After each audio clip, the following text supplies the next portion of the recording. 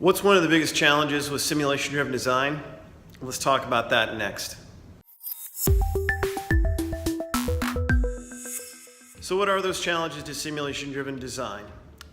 So from my perspective, and kind of tracking this initiative over the course of 10 plus years, there are really 4 areas of skills and knowledge that you need to be pretty explicitly aware of and ready to overcome if you want to be successful with a simulation-driven design initiative. So the first one is really a focus on engineering physics, especially in the mechanical space. So this gets into structures, excitation, fluid dynamics, thermodynamics, all that type of stuff.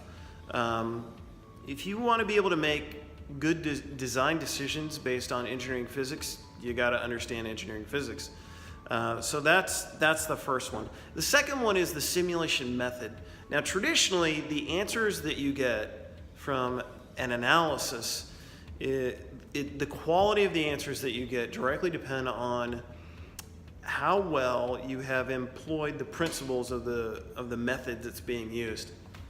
So with finite element analysis, if you have a sharp corner and you load it in almost like a torque or a bending, you're going to get an infinite stress. That's the way it's calculated. So you have to be aware of that. And there are all sorts of issues like that with different methods.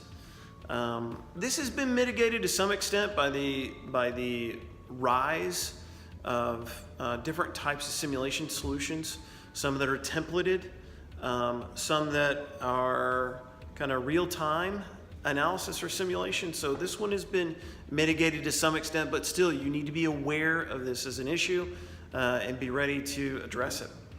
The third area is being able to manipulate the geometry of your design.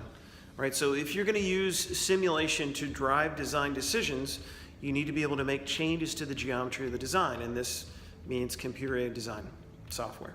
Right? So you have to be able to know how to manipulate it, how to change it, whether that's through parametric feature-based modeling or direct modeling or facet modeling or subdivision modeling. So that's one. And the last one is the fourth area to be aware of is how to use and manipulate the simulation software. Right? So being able to apply the loads, especially if you have multiple load sets, multiple boundary conditions, you need to be able to understand how to apply all of those to your simulation model. So those are 4 areas where you need to be aware of if you're going to pursue a simulation-driven design. So engineering physics, the simulation method being used, computer design software, being able to manipulate the geometry of the design, and number 4, the simulation software. That's it. Take care. Talk soon.